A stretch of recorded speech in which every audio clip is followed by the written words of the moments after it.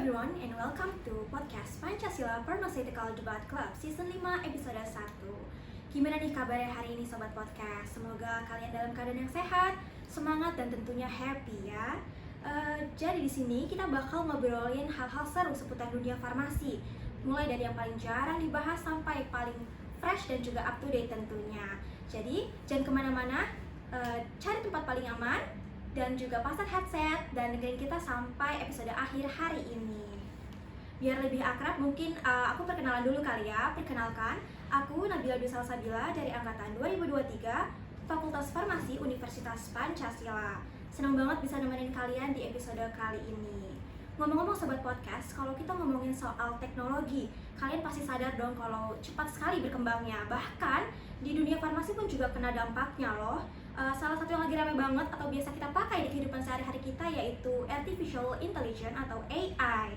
Nah, mungkin masih ada yang penasaran nih, sebenarnya peran AI itu apa sih di dunia farmasi? Jadi Sobat Podcast, tema kita kali ini adalah kecerdasan buatan dan masa depan formulasi obat. Kita bakal bahas gimana AI bisa bantu dalam pengembangan obat, tapi tetap harus memperhatikan keselamatan pasien dan juga peran farmasi tentunya. Menarik banget kan Sobat Podcast? Tapi sebelum kita masuk ke topik utama, izinkan aku untuk memperkenalkan narasumber kita hari ini. Sobat Podcast, narasumber kita kali ini adalah Apoteker Niko Samuel, Sarjana Farmasi. Beliau merupakan lulusan Universitas Pancasila, sekaligus pendiri dan CEO dari Pharma Metro City Group, Ruang Obat ID, serta Jakarta Pasti Sehat. Selain aktif berwirausaha, beliau juga berpengalaman lebih dari 6 tahun di sektor kesehatan. Pastinya, dengan pengalaman dan keahliannya, obrolan hari ini bakal seru dan menambah insight baru. Jadi yuk, langsung aja kita sapa. Halo Kak Niko, apa kabar? Halo, baik, luar biasa. Gimana kabarnya? Alhamdulillah, aku juga baik. Good. Gimana nih Kak, perasaannya selalu dipercaya untuk kembali lagi datang ke PPDC sebagai narasumber? Udah 5 episode ya ternyata ya. Sorry, 5 season ya. Iya. Dari 5 season ternyata sudah berkembang luar biasa jauh saat ini PPDC. Mungkin sepuh-sepuh kalau nanti Kak Perwira, Kak Vines nonton, ini udah 5 season Kak. Nanti harus bangga dengan adik-adik kelasnya karena banyak sekali yang diperjuangkan oleh PPDC sebelum-sebelumnya itu sampai sekarang kalian luar biasa sih. Mantap. Mantap, Kak Niko juga semakin hari semakin keren banget nih. Amin, amin. Boleh Kak Niko memperkenalkan diri lagi mungkin lebih detail, lagi sibuk Oke. apa nih Kak Niko? Oke, halo semua, perkenalkan aku Apoteker Niko. Saat ini aku sibuknya sedang berwirausaha seperti yang tadi disampaikan. Aku megang founder dari Pharma Metro City Group. Lalu mungkin yang kalau kalian familiar itu ada Ruang Obat. Lalu nextnya juga ada Jakarta Pasti Sehat. Jakarta Pasti Sehat itu dia NGO atau ibaratnya kayak lab mungkin tapi untuk masyarakat gitu. Nah selain itu aku juga sekarang masih menjabat sebagai QC Supervisor di Kalbe Customer Health. Mungkin ya segitu perkenalan dariku. Waduh, keren banget, banyak banget kegiatannya, Pak. Sibuk banget ya Kak, kesel banget dapat jadwal Kak Niko ya. Aduh, sorry banget makanya ini sangat lagi hektik lah 2 bulan ini Padat kira-kira. banget ya, Lagi Kak? padat banget. Oke, karena udah kenalan nih sama Kak Niko, Boleh. boleh kali ya Kak kita santai-santai aja di ngobrolnya Betul, ya Kak. silakan. Masuk ke topik utama nih Kak. Seperti yang tadi aku bilang, kita mau bahas kecerdasan buatan dan masa depan formulasi obat Kak. Betul. Seperti yang kita tahu, AI memang bisa mempercepat pengembangan obat, tapi tentu aja ada aspek keamanan pasien yang harus kita perhatikan serta peran farmasinya juga. Loh. Untuk masuk ke pertanyaan pertama nih Kak, Hmm. sebenarnya menurut Kak Niko, seberapa besar Kak peran AI dalam mempercepat proses formulasi dibandingkan metode konvensional, khususnya di negara kita Indonesia Kak? Oke, good question sebenarnya. Sebelum aku menjawab ke arah sana, sebenarnya aku harus menjelaskan sedikit tentang AI ini dalam dunia farmasi sebenarnya. Karena ini audiensnya rata-rata adalah mahasiswa yang akan melakukan adalah mahasiswa mungkin di semester 1, kemudian semester 2, 3 dan seterusnya, yang dimana masih baru menyemplung di dunia farmasi. So aku akan menjelaskan basicnya dulu sebenarnya. Jadi kalau ngomongin AI untuk formulasi itu sebenarnya sudah sangat luar biasa.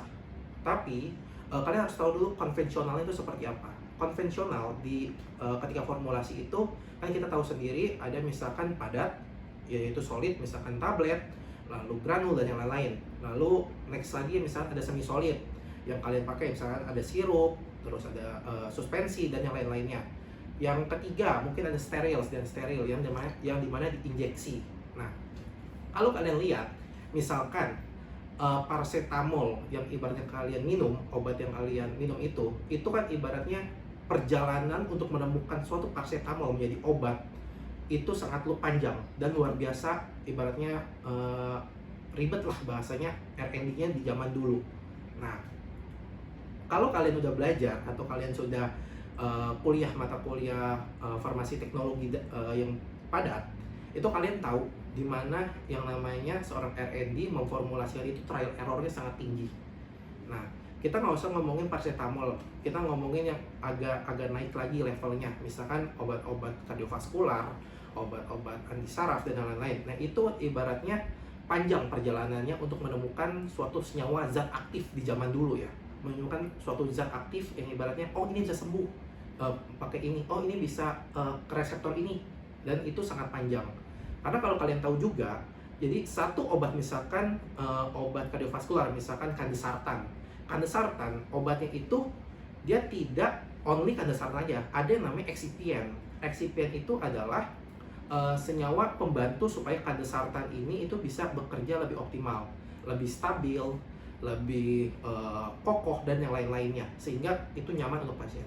Nah, dari membuat obat kandesartan dengan excipient aja itu ada interaksi di sana, dan itu trial error lagi. Intinya dari penjelasan yang panjang ini, ketika memformulasikan suatu sediaan itu trial error itu sangat tinggi, sangat amat tinggi untuk di awal-awal. So, AI ini kalian bisa bayangkan, bahasa awam gampangnya adalah kita bisa let's say membaca jurnal itu lebih cepat. Contohnya, salah satu contoh, misalkan kalian kalau misalkan mau membuat obat misalkan, kalian harus membuka farmakope, harus membuka USP dan yang lain-lain lah. Intinya banyak sekali literatur yang harus kalian pelajari gitu kan, dan itu membutuhkan waktu lama. Nah, AI ini gampangnya kalian tinggal melatih AI ini, seorang AI untuk bisa belajar tentang farmakope, tentang USP. Nih, gua kasih dulu 2 buku, lu pelajarin 2 buku ini. Nggak nyampe 5 menit, 10 menit AI ini udah bisa belajar tentang itu. Lalu lu tanya ke dia, interaksi antara bahan A sama B itu apa? Nah, sehingga kalian nggak usah ngaduk-ngaduk lagi, trial lagi. Nih si AI ini udah bisa, ini ada interaksi, yaudah berarti lewat. Apa kira-kira yang bagus? Silakan diformulasikan. Nah, jadi gampangnya itu adalah AI itu akan memudahkan kalian ketika membaca, misalkan contohnya membaca literatur, karena kalian masih semester awal atau ibaratnya masih mahasiswa, gampangnya awamnya itu seperti itu. Kalau panjangnya itu lebih panjang lagi. Dia bisa ibaratnya kalau kalian udah belajar docking, dia bisa menemukan misalkan senyawa target obatnya itu lebih efektif. Karena kenapa? Karena kalau kalian minum obat itu pasti akan menyerang senyawa yang ibaratnya yang lagi sakit lah. Nah, yang lagi sakit dikasih obatnya sembuh, bahasanya itu. Nah, tapi untuk menemukan senyawa yang lagi sakit ini, itu panjang lagi. Nah, itu AI itu bisa berkontribusi juga di situ.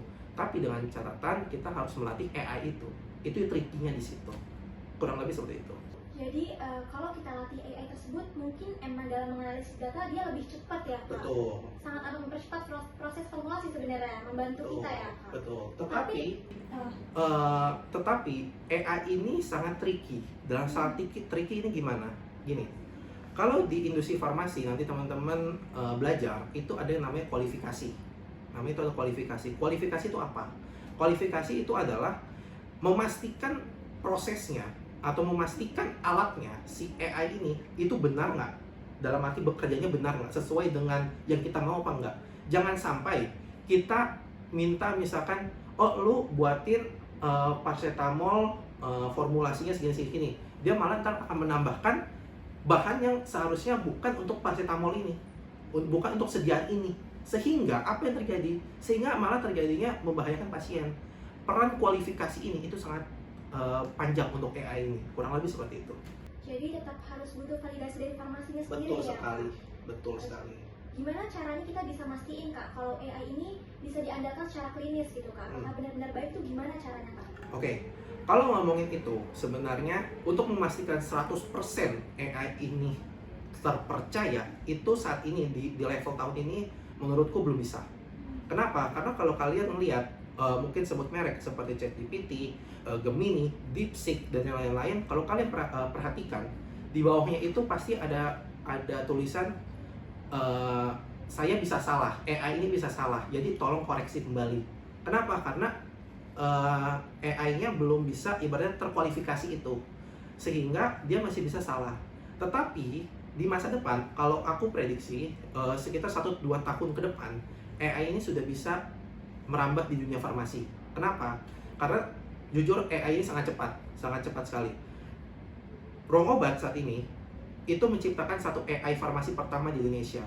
Tapi itu untuk mahasiswa farmasi. Jadi kita masih untuk mahasiswa farmasi. Jadi kalian para mahasiswa farmasi, ini bukan promosi ya, tapi ini sedikit menceritakan. Jadi kita menciptakan AI farmasi pertama untuk para mahasiswa ini bisa belajar. Kalian ibaratnya gua buat AI ini, lu nggak usah lagi repot-repot sejam, 2 jam mencari farmakope, mencari USP, baca tebel-tebel, itu lebih memudahkan. Kalian tinggal klik USP halaman berapa sekian, kalian mau minta apa dikasih. Ntar kalian coba bisa ngeliat Rong Obat ini untuk memudahkan para mahasiswa farmasi gitu. Dan tidak hanya seperti itu sebenarnya, itu bisa menjadi partner diskusi kalian. Misalkan kalian mau ngebuat formulasi lagi, kalian ketemu problem nih. Paling gampang kalau kalian udah matkul semi solid, misalkan praktikum semi solid, oh emulsi gue pecah, oh krim gue pecah, lu tinggal kasih formulasi yang lu punya dan cara yang lu punya ke AI-nya akan perbaiki. Itu simpelnya. Itu memang saat ini kita pertama kali AI farmasi pertama di Indonesia, dan itu insya Allah akan ngebantuin para mahasiswa farmasi di Indonesia. Kurang lebih seperti itu. Keren banget Ruang Obat berarti ya Kak. Di Betul. sini berarti aku harus buka Ruang Obat nih untuk belajar banyak Betul, ya Kak. boleh. Silakan. Jadi sebenarnya AI ini tidak sepenuhnya bisa mengambil alih berarti ya Kak Betul. dalam proses formulasi. Tetap butuh validasi dari farmasinya tersendiri gitu ya Betul. Kak. Nah, kalau bahas soal farmasi tadi kan udah dibahas ya Kak. Gimana kalau kita geser ke sisi teknis? Seberapa jauh Kak sebenarnya AI ini bisa menganalisis data farmakokinetik, farmakodinamik dibandingkan dengan metode konvensional gitu, lebih cepat kah atau bagaimana tuh Kak? Oke. Untuk menjawab itu, sebenarnya menurutku kita bayangannya itu terlalu jauh. Misalnya kita ke formulasi untuk audiens mahasiswa. Coba kalian yang udah ngambil mata kuliah farmakokinetik, terus mata kuliah yang lain, kalian coba pakai AI. Mau itu AI-nya Rong Obat, namanya itu Rosa sebenarnya, AI Rosa, atau mau AI yang lain, mau DeepSeek, mau ChatGPT dan lain-lain. Kalian kasih satu case ke dia, kasih satu case untuk AI itu, kalian coba langsung, dia akan menjawab apa. Dan lalu kalian akan mengcompare dengan literatur, benar apa tidak. Aku bisa pastikan 90-99% dia akan benar. Artinya apa? Artinya ada suatu kesempatan di masa depan, aku prediksi nggak nyampe 5 tahun lah, antara tahun depan atau 2027, dia akan sudah dipakai secara resmi oleh industri farmasi, oleh para stakeholder untuk membantu para farmasis. Jadi bahasanya bukan menggantikan farmasis, tetapi membantu farmasis lebih cepat. Yang tadinya kita harus ngitung farmakokinetik, yang tadinya kita harus membuka USP yang lain-lain, sekarang kita tinggal ketik aja sudah selesai, udah simple gitu. Kalau misalkan geser sedikit ke topik lain, misalkan contoh di dunia apotik, misalkan peran farmasi itu sangat tinggi, di mana farmasi itu bertanggung jawab. Misalkan contoh ada resep dari dokter nih, tebus di apotek misalkan, itu apoteker akan membaca. Tapi kalau kalian nanti di lapangan, tulisan dokter itu banyak yang ibaratnya sulit dibaca. Kenapa? Karena dokter itu kan dia menulis resep, dia itu mungkin kan cepat, ingin cepat. Kenapa? Karena pasiennya banyak, jadi dia harus menulisnya dengan cepat. Lalu misalkan belum ada sistem elektronik secara digital. Nah, kalian coba trial upload resep itu misalkan ke AI tersebut, dia akan bisa baca. Tetapi itu belum terkualifikasi dalam arti belum benar 100%. So kalian harus cek lagi untuk di masa sekarang. Tapi di masa depan, sekitar setahun atau 2 tahun tadi aku bilang, itu sudah bisa, menurutku sudah bisa digunakan. Kurang lebih seperti itu. Wah, berarti sebenarnya AI ini perkembangannya benar-benar cepat Betul. banget ya Kak. Tapi untuk di realnya Kak, apakah sudah ada gitu Kak formulasi obat itu yang benar-benar dibantu dengan AI gitu Kak? Ada, tetapi dia tidak ibaratnya kalian langsung langsung menerima plek ketiplek bahasanya. Itu bukan lagi kalian oh nih lu buatin formulasinya, lu perlu kelarin, udah kalian langsung langsung jadi, itu belum ada. Tetapi ada yang ibaratnya meminta bantuan terhadap AI ini. Nggak usah jauh-jauh, aku yakin hampir 50%, 90%, 50-90% audiens di sini pasti pernah menggunakan AI untuk menanyakan formulasi ketika kuliah. Aku yakin. Nih misalkan minta nih pengentalnya apa, viskositasnya berapa, ininya berapa. Pasti kalian pernah sekalipun nanya ke AI untuk praktikum kalian. So, artinya apa? Artinya memang AI ini berguna dalam arti membantu kalian, tapi kan bukan menggantikan kalian. Bukan ibaratnya oh nih dengan ada AI gue nggak usah lagi nih ibaratnya praktikum, kan enggak, tapi dia malah ngebantu kalian dalam hal formulasi. Nah, kurang lebih seperti itu. Kalau tadi kan Niko bahas pemakaian AI, aku juga sama salah satunya Kak pernah pakai nih buat mencari formulasi, tapi tetap harus di make sure gitu ya Kak. Gitu. Betul. Cuman emang sangat membantu gitu ya Kak. Betul. Tapi gimana Kak, kalau kita pakai AI nih Kak, risiko buat pasiennya apa tuh? Tanpa supervisi farmasi tuh gimana ya Kak? Bakal jadinya akan seperti apa, sefatal apa tuh akan gimana gitu Kak? Oke, untuk menjawab hal itu, ketika kita berbicara sekarang, sebenarnya menurutku jika kita terima mentah-mentah AI ini, menurutku fatal. Kenapa? Karena AI ini tadi belum terkualifikasi oleh farmasis, oleh sistem, dia belum terkualifikasi. Nah, aku mungkin ambil satu case ketika aku di lapangan, misalkan seperti ini. Waktu aku di retail atau di apotek, itu ada misalkan satu pasien, dia tidak percaya oleh farmasis, jadi dia malah percaya oleh AI, oleh sebut merek ChatGPT. Aku ingat banget waktu itu. Jadi case-nya adalah waktu itu pasien tersebut punya kolesterol, di mana dia belum pernah minum obat kolesterol seperti simvastatin, atorvastatin dan lain-lain, itu dia belum pernah. Tapi dia dengan plek-ketiplek tanya dengan ChatGPT, obat kolesterol itu apa? Keluarlah obat ChatGPT itu bilang, oke, ada simvastatin, atorvastatin dan lain-lain. So dia datang ke apotek, saya mau beli atorvastatin, simvastatin. Nah, kita sebagai seorang farmasis di apotek itu tidak boleh ibaratnya plek-ketiplek ngasih obat-obat etikal, apalagi obat-obat kronis. So kita tanya dong pasti, Bapak ini untuk siapa? Ada resepnya enggak? Dan yang lain-lainnya. Dan dia bilang, oh untuk saya, tapi saya belum pernah ke dokter, saya belum pernah minum ini, dan saya belum pernah yang lain-lain. Saya tanya sama ChatGPT dan saya lebih percaya ChatGPT daripada kamu, daripada apotekernya, seorang farmasis di sana. So itu sebenarnya akan berbahaya. Kenapa? Karena ketika dicek kolesterol orangnya, si pasiennya itu malah di bawah 200, malah sehat. Dia merasa dia kolesterol. Kenapa? Karena dia sering pegal-pegal kan belum tentu kolesterol. Bisa misalnya kekurangan vitamin B kompleks dan yang lain-lainnya gitu. Jadi artinya apa? Kalau misalnya AI ini tanpa bantuan farmasis atau tanpa bantuan seorang supervisor lah bahasanya, supervisor itu farmasis ataupun D3 dan yang lainnya, itu belum tentu bisa saat ini. Tapi 2 tahun lagi atau ibaratnya di masa depan, aku prediksi sudah mulai pelan-pelan bisa mandiri, kurang lebih seperti itu.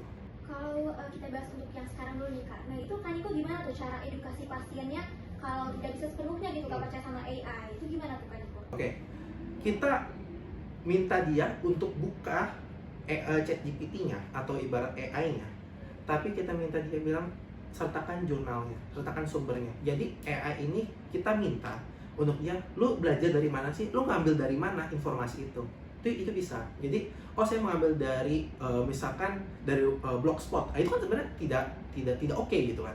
Karena kan AI ini sebenarnya open source, di mana dia ini bisa mencari atau bisa mendapatkan semua informasi di luarnya, di luar untuk keseluruhannya lah bahasanya. Jadi nggak hanya sumber resmi aja, dia bisa untuk sumber-sumber yang lain-lainnya. Sehingga kalau misal prompt-nya itu tidak betul, itu bisa sumber-sumber yang ibaratnya tidak relevan, itu bisa masuk. So kita minta dia untuk buka ChatGPT-nya atau buka AI-nya. Ini silahkan lo tulis seperti yang lo kemarin bilang, tapi sertakan jurnalnya, sertakan referensinya dan yang lainnya. Keluar ternyata faktanya itu tidak boleh. dan dia baru percaya. Nah, kenapa? Karena sudah ada jurnalnya. Ketika dia nanya pertama kali, dia itu nanya ibaratnya tanpa jurnal, tanpa ini. So, AI itu memang akan menjawab obatnya simvastatin, atorvastatin, rosuvastatin, dan yang lain-lainnya. Pasti dia akan menjawab itu. Tapi dia sekali lagi tidak terkualifikasi. Kenapa? Karena yang tadi, dia tidak menyertakan sumber-sumbernya. Nah, kurang lebih seperti itu case-nya di lapangan. Jadi sebenarnya kalau kita nggak punya wawasan yang juga cukup tinggi ya, kan bisa disalahgunakan gitu ya Kak, Betul AI sekali. sebenarnya. Betul sekali. Nah Kak, kalau peran farmasis di masa depan, ya kan Kakak bilang tadi kalau AI itu pastinya akan lebih berkembang lagi Kak. Apakah peran farmasis itu tetap ada atau kita harus geser Kak ke bidang lain justru? Oke, kita ambil, untuk jawab ini kita ambil case contoh lagi di lapangan. Kalau kalian bicara seorang apoteker apakah digantikan oleh AI atau tidak, jawabanku 50-50. Kenapa? Karena gini, kita sekarang ya, di zaman sekarang, di tahun 2025 sekarang, kita misalkan move misalkan ke Jerman. Ke Jerman ada mentorku satu, Kanofilia, dia content creator juga, bisa lu, dia sekarang di Jerman. Kita lihat apotek di sana, rumah sakit di sana, atau ibaratnya fasilitas kefarmasian, nggak hanya industri ya, nggak hanya industri farmasi yang langsung relate pada pasien, di sana sudah menggunakan robot yang ibaratnya berfungsi untuk mengambil obat. Jadi misalkan kalau case-nya di lapangan saat ini di Indonesia, untuk dispensing obat, untuk mengambil obat, misalkan ini untuk pasien A, pasien B, pasien C, itu masih dilakukan oleh manusia, oleh entah itu D3 farmasi, TTK, atau memang apotekernya.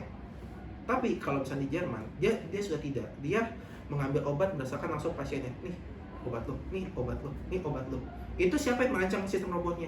Pasti ada suatu sistem. Sistem itu akan diupgrade menjadi AI. Nah, apakah akan mengikis farmasis atau mengikis S1D3 farmasi? 50-50. Kalau lu punya pengetahuan tentang AI, kalau lu punya wawasan tentang AI, kalau lu punya manfaat untuk AI ataupun yang lain-lainnya, itu lu tidak akan tergantikan. Tapi kalau kalian hanya, sorry to say, belajar, pulang, nangis, ngerjain laprak, diulang lagi setiap hari, akan tergantikan. Aku jamin 100%. Aku jamin 100%. So, artinya apa? Di sini aku bukan merendahkan dalam arti seorang farmasis yang ibaratnya hanya belajar. Aku tidak merendahkan seperti itu. Tapi aku titip kalian itu bisa berinovasi dalam hal masa depan. Kenapa? Karena 2030 aku yakin sekali AI di dunia farmasi itu udah sangat berkembang pesat. Apalagi kalian rata-rata audiensinya adalah angkatan 2024, 2023, bahkan ada 2025 yang baru masuk kuliah. Kalian akan menjadi apoteker itu di 2029, 2030. Di sana menurutku sistemnya sudah berubah. Ibaratnya mekanisme sudah berubah, tidak lagi seperti ini, dimana akan terjadi perombakan banyak sekali di dunia farmasi, mulai dari SDM, mulai dari sistem, mulai dari lowongan kerja. Siapa tahu nanti sudah tidak menjadi apoteker penanggung jawab, tapi ada apoteker AI, spesialis AI yang harus apoteker. Lalu ada juga misalkan karena AI itu perlu dilatih, jadi misalkan bahasanya ada trainer AI, itu adalah seorang farmasis. Kenapa? Kalian punya kompetensi seorang farmasis. Jangan sampai yang bukan farmasis atau yang ibaratnya tidak mengerti farmasi malah menduduki posisi tersebut. Itu tidak pesanku sih, kurang lebih seperti itu. Jadi ini benar-benar nampar banget ya Kak. Mungkin sobat-sobat podcast juga ikut tertampar gitu. Jadi kita dipaksa memang harus melek teknologi, harus punya wawasan yang cukup tinggi gitu ya Kak. Apalagi kita sebagai seorang farmasis agar tidak tergantikan gitu. Jadi seperti kakak tadi bilang, kalau bidang lain mungkin yang spesialis AI seperti itu ya Kak. Nah, kalau bahas soal peraturan di Indonesia nih Kak, apakah regulasi kita udah mendukung Kak untuk pemanfaatan AI atau masih banyak yang harus perlu dibenahi gitu Kak? Untuk saat ini, per hari ini sepengetahuanku, untuk AI ini di dunia farmasi sebenarnya sudah mulai pelan-pelan ibaratnya naik tangga, 2 tangga, 1 langkah, 2 langkah, untuk AI ini sudah digunakan. Kalau kalian melihat di industri farmasi sebenarnya sudah ada peraturan tersendiri mengenai AI. Kalian nanti bisa pelajari, relatekan atau sambungkan antara CPOB, CPOTB, yang lain yang memang sudah bukunya dengan AI atau peraturan dari Kemenkes, itu pasti akan ada relate tentang AI, di mana contoh misalkan case ya, kita kan ngomongin formulasi akan ibaratnya uh, dibuat secara massal di industri farmasi. Nah, industri farmasi itu kalau kalian tahu, aku ambil contoh satu case yang bisa digunakan oleh AI lah, misalkan kalian di posisi QC, aku di posisi QC sekarang. Kalian ibaratnya untuk mengecek suatu tablet atau suatu sediaan, kalian kan kalau di lab itu kalian misalnya mengukur tabletnya, kalian menggunakan apa tuh namanya, jangka sorong ya. Nah, jangka sorong kalian cek ukuran berapa, ini berapa gitu. Nah, di masa depan kalian tinggal foto, minta AI itu ukurin sendiri, simpel. Kalian yang tadinya harus manual baca jangka sorong, aku bukan mengejek jangka sorong ya, tapi jangka sorong itu adalah manual. Dalam arti teknologi saat ini yang ada di farmasi masih manual untuk di kampus ya, untuk di universitas. Nah, kalian harus menjaga jangka sorong ini.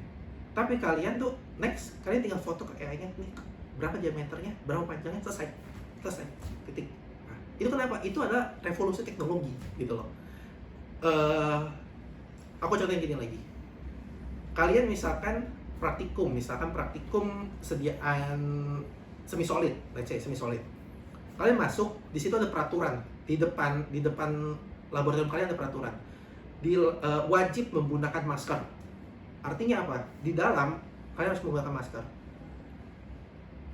Yang nggak pakai masker seharusnya itu tidak boleh masuk. Tapi saat ini kalian nggak pakai masker bisa masuk kan? Nah, di industri farmasi, kita lihat ke industri farmasi ataupun ke industri farmasi lah, sama halnya kurang lebih seperti itu. Tapi namanya itu APD, ada helm, ada masker, dan lain-lain. Kalau misalkan tidak pakai itu, tidak bisa masuk. Nah, apakah seorang supervisor, apakah seorang pimpinan harus memperhatikan anak-anaknya secara semuanya? Kita ada 1.000 anak, 2.000 anak, 3.000 karyawan, dan yang lain-lain, itu banyak. Kita tidak bisa melihat secara detail. Tapi kalian minta AI, lu pasang kamera, terus bilang AI, yang nggak pakai masker, yang nggak pakai helm, pintunya nggak dibolehin dibuka, jadi akan tertutup close. Kalau misalnya dia udah pakai masker, pakai helm, baru tutup pintunya bisa kebuka, itu bisa juga. Itu itu sudah diterapkan gitu loh. Jadi artinya apa? Pelan-pelan AI ini akan mulai beradaptasi dengan manusia, dengan seorang farmasis, kurang lebih seperti itu. Lalu satu case lagi, misalkan kalau kalian di industri farmasi, misalkan ngomongin formulasi lagi atau ngomongin industri farmasi, misalkan kalau kalian di lapangan nanti, kalian akan sebenarnya farmasi itu diproduksi akan bertemu dengan para mesin. Kalian produksi itu sebenarnya bukan hanya menghandle formula yang kita bahas hari ini, tapi adalah ngomongin tentang mesin untuk membuat suatu sediaan farmasi, entah itu tablet, entah itu semi solid, entah itu liquid, dan lain-lain, itu ada problem. Ibaratnya sama kayak motor, ada akinya habis, ada bahan yang meletus, ada bahan yang lain-lain. Gimana coba kalian bayangkan, kita taruh AI di motor tersebut, di motor yang kalian gunakan masing-masing, dia akan kasih ibaratnya warning, nih motor lo bentar lagi akinya habis, nih motor lo bentar lagi bensinnya habis. Itu akan ada warningnya dan ada solusinya. Dan itu sudah ibaratnya sudah diterapkan sebenarnya di industri farmasi. Tapi di Indonesia sebenarnya belum marak. Di luar negeri sudah marak digunakan itu. Jadi gampangnya mesinnya akan ditempel AI, namanya itu IoT. Jadi IoT itu akan ditempel, mesin IoT itu atau AI itu akan pelajari tentang mesinnya, sehingga dia akan ibaratnya ketika ada problem, dia akan mulai pelan-pelan, oh ini ada warning, ada solusi, dan lain-lain. Dan itu aku bawakan di 2024 ketika di Bio Farma. Di Bio Farma, aku dan teman-teman yang lain menemukan suatu ide, suatu permasalahan itu, dan waktu itu case-nya kita menang juara 3 internasional. Kurang lebih seperti itu case-nya. Jadi sebenarnya di Indonesia pun udah ada sebenarnya pemanfaatan AI gitu ya Kak. Kalau di Thailand di mana tuh Kak? Kalau misalnya kita ngomongin di luar negeri, itu misalkan yang marak ya, ada misalnya New Zealand, terus ada satu lagi sebenarnya yang aku ingat di season 4 itu ada satu narasumber, dia itu dosen sekaligus praktisi di industri farmasi. Dia itu juga praktisi tentang AI di luar negeri, aku lupa negaranya, dan itu memang sudah sangat mudah atau sangat familiar digunakan di situ. Ngomongin lagi negara tetangga, Malaysia, Singapura itu sudah menggunakan AI pelan-pelan, sudah mulai beradaptasi dengan AI. Tapi sepengetahuan aku yang marak di sana adalah untuk klinis, di mana untuk pasien, untuk rumah sakit, untuk apotek, untuk retail itu sudah marak. Di industri farmasi dia pelan-pelan sudah mulai beradaptasi tentang itu, karena di industri farmasi itu kualifikasi, validasi itu sangat panjang gitu. Berarti AI ini benar-benar membantu kita ya, Betul. Kak? Nah, kolaborasi yang ideal tuh antara AI dan farmasis tuh harusnya seperti apa ya, Kak? Oke, good question. Gini, kolaborasi antar AI dengan farmasis itu jangan terbalikan. Kalian jangan bergantung pada AI. Aduh, gue nggak ada AI, gue nggak bisa mikir. Aduh, gue nggak ada nggak ada tools ini, nggak bisa ngapa-ngapain. Itu adalah penyakit atau ibaratnya kesalahan menurutku ya, no offense, kesalahan para Gen Z farmasi sekarang. Kenapa? Karena kalian terlalu bergantung pada teknologi gitu loh. Ini yang bahaya ketika di tahun nanti kalian menjadi seorang apoteker di 2028, 2029, 2030. Kalian akan menjadi budak daripada AI itu. Aku langsung to the point seperti itu. Kenapa? Karena kalian bergantung pada AI di zaman sekarang. Tapi seharusnya apa? Seharusnya kalian punya kemampuan, punya kompetensi tentang AI ini, tentang farmasisnya. Minta AI untuk percepat. Bahasanya AI ini adalah sebagai mobil. Bukan kalian mobilnya, AI ini penumpangnya. Saat ini itu menurutku mahasiswa masih dalam hal tersebut. Tapi coba balikin. Minta AI yang menjadi seorang mobil, atau bahkan pesawat, atau misalkan roket, untuk kalian bisa naik, untuk bisa ke luar negeri, atau ke tujuan kalian masing-masing. Artinya apa? Artinya adalah mahasiswa farmasi yang pertama harus punya kemampuan tentang farmasis itu sendiri. Jangan sampai mahasiswa farmasi nggak punya kemampuan farmasi, ibaratnya tentang knowledge tentang obat, knowledge tentang kosmetik, knowledge tentang yang lain-lain, itu jangan sampai. Yang kedua, AI ini ibaratnya kendaraan kalian. Kalian akan minta AI ini untuk mempercepat pengetahuan kalian, bukan kebalikannya. Paling dua itu. Kenapa? Karena farmasi kalian ini sebenarnya lingkupnya itu sangat luar biasa, sangat panjang. Menurutku malah sepengalamanku, farmasi ini adalah lingkup paling luas dibandingkan dengan profesi lain. Kenapa? Karena kalian nggak hanya tentang obat. Obat itu bisa dibagi dibagi banyak, sorry. Ada misal obat ethical, obat OTC, suplemen, terus misalkan kita ngomongin lagi kosmetik, terus skincare, lipstick dan lain-lain, itu ibaratnya sangat panjang. Terus obat tradisional, pokoknya intinya adalah kita farmasi itu lingkupnya sangat luas, dan itu harus kalian pelajari semua, at least basic-basicnya, lalu minta AI itu untuk perdalam. Nah, jadi jangan sampai kalian nggak ngerti apa-apa, minta AI, oi kerjain tugas gue. Nah, itu dia. Itu mulai dari hal sepele lah. Nih, lu foto nih tugas lu, praktikum lu misalkan, nih kerjain dong, hitungin dong, dan lu terima beres, lu tinggal nyalin. Buat apa? Lu nyalin pun anak SD juga bisa nulis kan? Anak SD bisa nulis dari AI itu. Artinya kalian kuliah nothing gitu loh. Tapi minta AI itu bercepat. Misalkan aku contoh kasih case, kalian kuliah, kalian praktikum, ketemu misalkan tadi sedianya pecah atau emulsinya pecah ketika mau formulasi. Nanya sama AI, ini kenapa bisa pecah? Jangan nanya ketika udah selesai, ini formulasi gue pecah, terus gue harus apa? Cariin solusi dong, kerjain dong, ini dong, itu dong. Ya nothing. Tapi kalian minta AI ini supaya ngebantuin kalian. Itu ibaratnya kolaborasi yang sangat ideal. Jadi antara kalian dengan AI itu jangan sampai kalian termakan oleh AI atau bergantung pada AI itu sendiri. Nah, kurang lebih seperti itu. Jadi kita tuh harus menjadikan AI itu tools ya, Kak? Betul. Bukan justru yang mengerjakan tuh AI gitu ya, Kak? Betul sekali. Kalau di realnya nih, Kak, aku mau nanya, penggunaan AI itu paling banyak di bidang apa sih, Kak? Kalau di farmasi sendiri gitu, Kak? Oke. Untuk paling banyak sebenarnya untuk saat ini ya, per kali ini. Kalau kita ngomongin, coba kita ngomongin level mahasiswa atau level mahasiswa farmasi. Paling banyak pasti yang pertama ngomongin soal ngejawab soal, entah itu klinis, entah itu formulasi dan yang lain. jarang ibaratnya case. Misalkan lu ketemu case sediaan pecah dan lain-lain, itu menurutku karena aku punya AI, aku punya Rosa, jadi aku bisa tracking semua pertanyaan kalian sebenarnya. Dan itu akhirnya tersimpul adalah kalian itu lebih banyak copy paste soal, minta AI ini menjawab. Tapi bukan kalian malah bukan kalian tanya kenapa sih jawabannya kandesartan, kenapa sih jawabannya formulasinya ini. Tapi yang kalian tanya minta plek ketiplek jawabannya udah A ya A, B ya B. Nah itu yang pertama. Yang kedua, kalau kita ngomongin secara profesional, secara teknis di industri informasi, let's say, penerapan paling banyak sepengalamanku adalah bermain di ketika produksi mesin. Dimana kalau industri informasi teman-teman, selain kita bertanggung jawab pada pembuatan formulasinya, kita harus menciptakan suatu output yang banyak. Output dalam arti industri farmasi ini bisa menghasilkan obat yang ibaratnya produksi itu bisa berjalan lancar lah bahasanya. Nah, so AI ini digunakan untuk proses tersebut. Contohnya tadi terkait mesin. Mesin ini ibaratnya gimana cara mesin ini bisa bekerja lebih kencang, lebih optimal.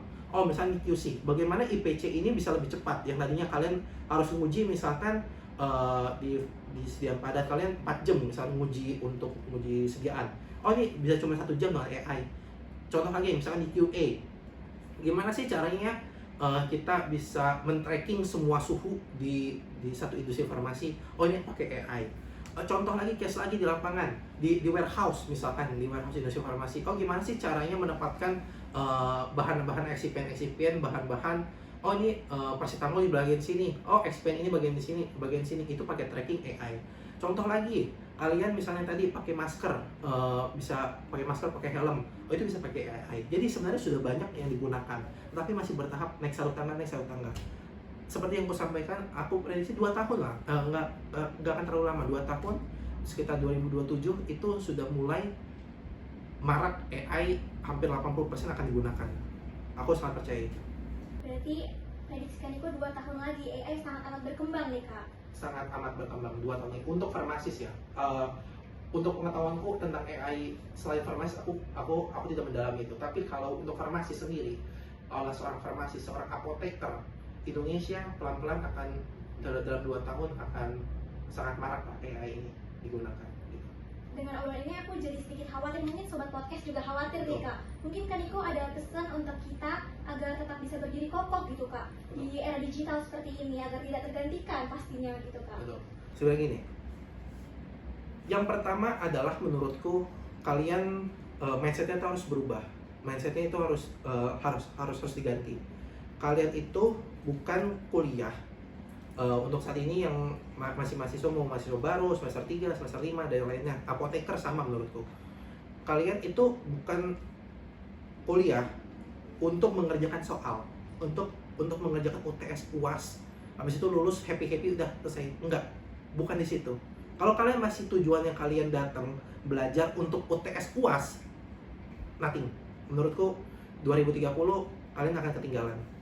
Tapi mindsetnya diubah sedikit aja diubah.